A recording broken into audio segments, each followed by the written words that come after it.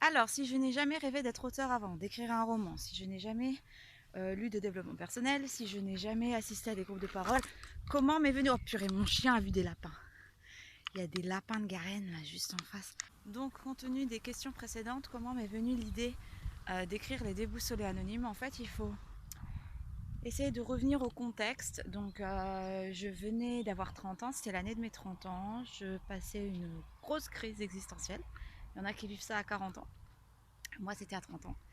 Et en plus de ça, se rajoutait le fait que on avait ce projet de vivre en camping-car, on avait vendu tout ce qu'on avait, on avait même trouvé le camping-car qu'on voulait après plusieurs mois.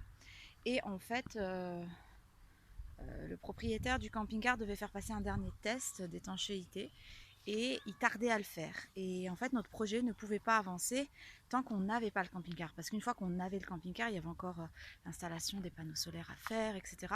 Et du coup, on savait qu'on avait encore pour quelques mois.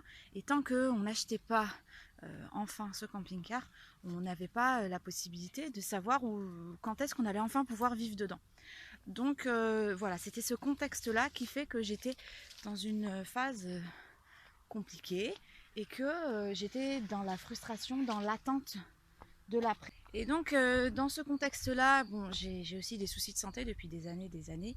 Et là, j'avais vraiment, en plus de mes douleurs habituelles, de ma fatigue chronique habituelle, j'avais les genoux coincés. Sans aucune raison, j'avais pas fait de faux mouvements ni rien du tout. Donc je me suis retrouvée chez l'ostéo pour essayer de me débloquer les genoux. Et c'est elle qui m'a dit, m'a demandé un petit peu dans quel contexte j'étais en ce moment, quel mood j'avais, quelles étaient un peu quelle était mon humeur et comment je me sentais de manière générale. Donc j'ai expliqué vite fait. Et elle m'a dit que ça pourrait être intéressant de trouver un projet à court terme qui me permettrait de vivre l'instant présent sans être trop dans l'attente, sans être trop dans la frustration. Quelque chose, je sais pas, elle m'a donné des idées genre apprendre le tricot, des choses comme ça. Et je me revois sur le chemin du retour en voiture, cette idée-là, écrire un roman. Mais comme je vous ai dit, jamais ça ne m'était venu à l'esprit avant. Et là, c'était une évidence. Voilà, tu as 2-3 mois, écris un roman. Et donc, tout de suite, le titre m'est venu. Les déboussolés anonymes. Ne me demandez pas pourquoi. Tout de suite, j'ai eu cette idée du titre. Tout de suite, j'ai eu cette idée d'un personnage qui allait se retrouver dans un groupe comme ça.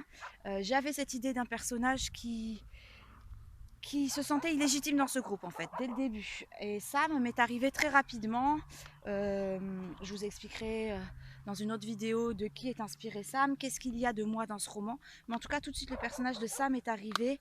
Une fille qui emménage dans une nouvelle ville, nouveau boulot, qui se cherche, qui n'a pas 18 ans, elle a 26 ans quand même, donc elle a déjà plusieurs expériences de travail, elle a fait des études, voilà, mais elle trouve toujours pas qu'est-ce qui lui plairait vraiment. Elle se cherche encore et donc elle déboule dans ce groupe.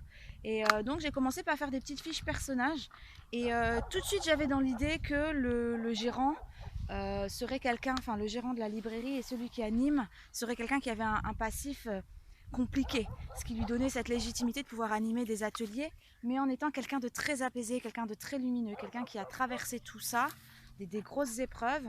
Voilà. Au début, il n'était pas censé être en fauteuil roulant, et puis petit à petit, il est devenu en fauteuil roulant. Et je me souviens que j'étais chez mon grand-père à ce moment-là, et on regardait, Janae regardait N'oubliez pas les paroles le soir. Et je vois Nagui avec ses chaussures multicolores tout le temps. Là, il avait une passion pour les baskets de couleurs. Et je me dis, oh purée, ça pourrait être super pour mon personnage, un trait de caractère un peu original. D'autant plus s'il a un fauteuil roulant, d'attirer l'attention sur ses pieds alors qu'il est en fauteuil. Je trouvais ça assez original. Allez, viens, Toutou, on y va! Alors pour toutes mes autres histoires, oui, parce que Les Déboussolés Anonymes n'est que la première histoire que j'ai écrite. J'en ai écrit d'autres depuis. Ouh, j'ai failli tomber. J'en ai écrit d'autres depuis, d'autres qui j'espère un jour trouveront éditeur. Mais donc pour toutes mes autres histoires, il y a un point de départ. Il y a eu, je sais pas, une idée qui est venue d'un événement que j'ai eu, d'une anecdote que j'ai croisée, enfin de quelqu'un qui m'a raconté une anecdote ou d'un truc que j'ai entendu à la télé ou à la radio et ça m'a tiré mon attention et je me suis dit purée, ça ce serait un super point de départ pour écrire une histoire. Donc voilà, mais pour Les Déboussolés Anonymes, il n'y a pas du tout eu ça, comme je vous dis, c'est très particulier. C'est un peu fait comme un enchaînement de circonstances et c'est comme si c'était un peu par hasard que j'étais tombée sur ce chemin-là. Voilà, je suis en balade. C'est un peu comme si, ah là, je vais prendre à gauche, ah là, ça m'intéresse, je vais prendre à droite, et pourquoi pas tel embranchement.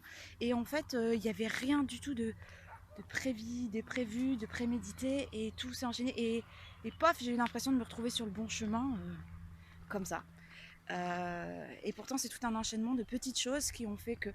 Mais donc voilà, pour répondre à la question, comment m'est venue l'idée des déboussolés anonymes? Un peu de nulle part et de partout à la fois. Peut-être qu'elle était en moi et je ne le savais pas. En tout cas, voilà, je pense avoir répondu à la question. Je ne peux pas répondre mieux, plus précisément à cette question. Je vous retrouve très vite pour une prochaine question.